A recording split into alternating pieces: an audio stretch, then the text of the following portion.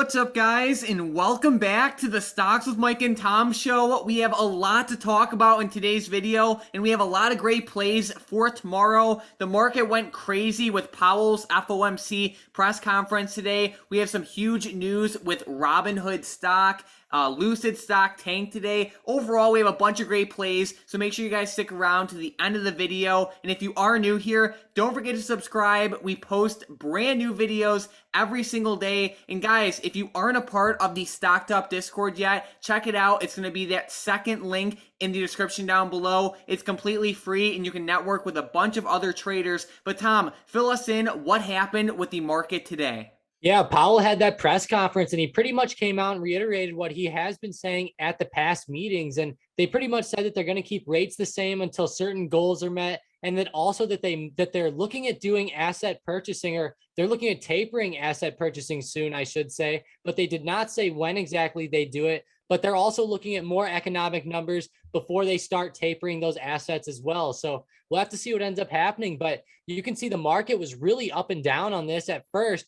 People really thought this was going to make the market rip to the upside. Then Powell actually started talking and sent the market down. And then we just had some super choppy movement right after that. You can see the SPY pretty much ever since 1 p.m. Central or 2 p.m. Eastern had just went on an absolute, looks like a heartbeat monitor almost, just straight up and down. So lots of crazy movement. And he pretty much came out and also said some more stuff about possibly the Fed might implement their own digital currency, or, like their own form of like a Bitcoin or something like that. Powell did say today. And that's they did say though that there's not too much information out about it, but they're talking about it and there might be a paper released on it pretty soon. So that's pretty interesting. And man, I know Bitcoin didn't move too much today off the news, but Mara and Riot are up quite a bit. And it seems like Bitcoin kind of followed the market up today a little bit. You know it. And Tom, while the market was super choppy throughout the day, let's take a look at Robinhood stock. They exploded to the upside, going up around 11%. And basically news came out that they are going to allow some of their traders to send, receive, and move cryptocurrencies in and out of Robinhood. So that's great. As cryptocurrencies continue to grow and become a larger and larger part of society, and especially a larger and larger part of Robinhood's business, it's great to see them adapting. And I just think this is great news, and I'm glad to see the stock popping off of it.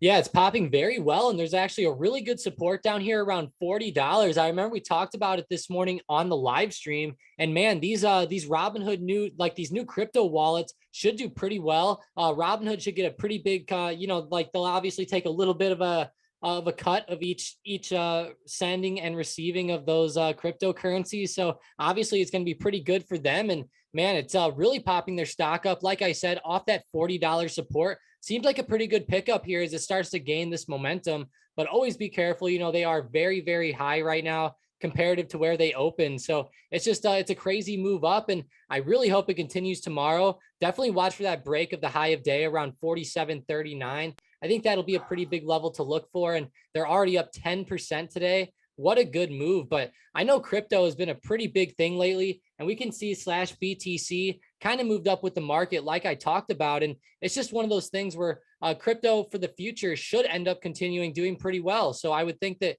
Robinhood should end up doing pretty well off this news too. For sure. And then let's take a look at LCID. This is Lucid. They had a great week, but a horrible day. They closed down around 7%. And I know this one just had a ton of momentum, but I definitely wanted to bring it up because it did have a pretty bad day. And it looks like it got rejected right around that like $28 level. And they're coming back down to that support right around 24.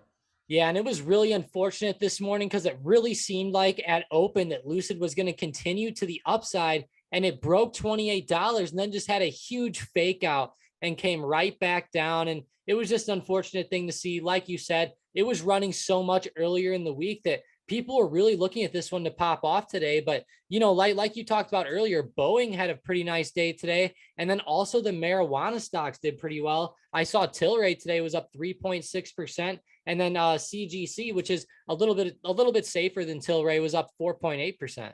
All right, so good stuff there. And let's get right into our momentum plays for tomorrow. With the first one, we have Boeing to the upside. Yep. And like we talked about, Boeing had a great day, make them pass above $218. All right, with the next one, we have a Neo also to the upside. Yeah, NIO, nice triple top here at the end of the day, make them break out above 35.82. All right, and with the last one, we have NCLH also to the upside. Yeah, the cruise lines and airlines are on fire, make NCLH break out above 26.32. Good stuff. So we are watching these three plays for potential day trades to the upside tomorrow. If they break above the levels Tom listed, we like them for just quick in and out day trades. But let's highlight this NCLH bot play. We can see the hybrid bot called out NCLH 25 strike calls at around $113 each today, and they ran all the way up to $138 each. So it was a nice, like, little over a 20% pop in only a couple hours. So if you want to trade with the bot, Tom and myself every single day, definitely check out that first link in the description and the comments down below. You can cancel at any time, and if you're an options trader, it's a great program. Like I said, daily options, swing trades, day trades, custom bots. You can chat with Tom and myself all day long, and we have a great community. And you can cancel at any time. So definitely check it out. It's that first link in the description and the comments down below.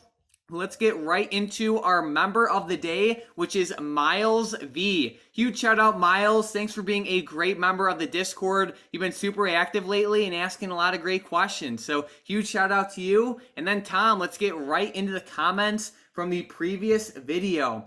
With the first comment, we have Trey saying, great video. I've been watching Zoom and Roku. I feel like those stocks have gotten beat down lately, waiting for signs of a reversal. What is your guys' thoughts on these two stocks at these levels? So I like both of them, but they're more of like a longer term trade, you can say.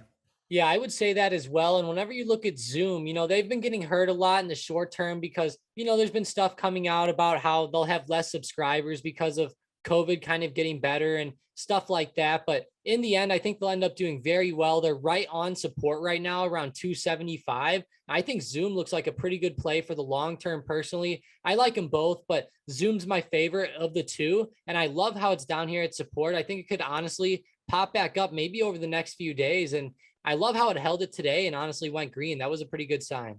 All right, and with the next comment, we have Hunter saying, if DraftKings keeps going down, he's going to be shining shoes with this spit. Well, that's not good, but looking at DraftKings, they had a decent day today. They did horrible yesterday, but I love them for the long term, and I'm hoping to see a bounce soon. Yeah, and they're right on the 100 SMA, and it looks like there's a pretty good level here, right around $50 to $51. And I could possibly see another continuation up tomorrow, especially if the market starts to get bought right back up. We just saw the SPY kind of dip down a little bit over the past few days on the daily chart, and we can see it's kind of hitting off support. And if we do start to see this gap, or I should say, if we start to see this dip start to get bought back up, I could see DraftKings and a whole lot of other stocks like that have been going down the past week end up reversing and coming back up. All right, and then we have Bravo saying, good stuff, guys. I love the DraftKings move. England is huge on gambling, a lot more than America. It will be solid. It will be a solid move for the future. And then he said he's still holding his shares from $50 and thinking about adding more. And then he asked if we can talk about FedEx earnings, how they are bad, and how that would impact the economy. So FedEx tanked on earnings. They're down around 9%. And while I'm not expecting, FedEx's bad earnings to, have a huge impact on the economy overall, there are a couple notable things to take away from this earnings report. One of them being is that they cut their forecast, which really is not a good sign. Whenever companies do this, normally the stock price takes a pretty big hit, which is exactly what we saw with FedEx. And then also they were pretty badly affected by labor shortages, which, slowed down packages being delivered and, drove up costs. So either way, there's just, they're not looking the best right now. I'd expect them to continue up